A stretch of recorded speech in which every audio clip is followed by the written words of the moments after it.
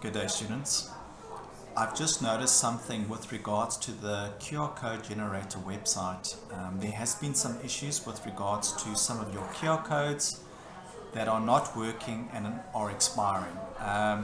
So in this past, this used to be a free open source location to create QR codes, but they've introduced something interesting to this website that does come with a bit of a catch.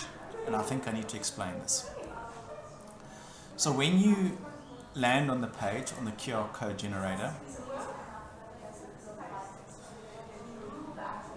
you can simply go and paste your URL and it will create a QR code for you. But you'll notice that there's an option, create a dynamic QR code, that comes with a catch. So if we scroll down on the side here and I scroll to the Facebook one, you'll notice that this will become a dynamic QR code. As soon as you create a dynamic QR code, it will ask you to sign in, create a temporary account.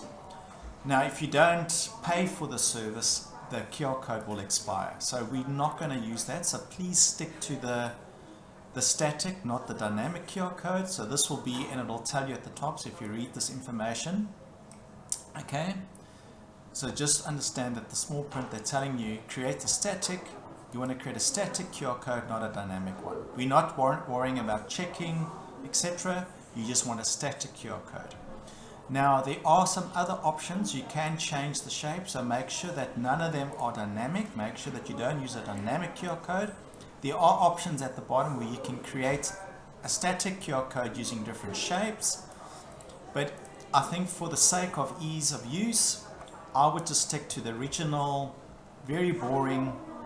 Okay, you can, as soon as you start changing colors, remember it becomes a dynamic QR code. So just stick to the most standard QR code. Sometimes you can change the color, but just remember this might come with a catch. So I would just stick to the classic.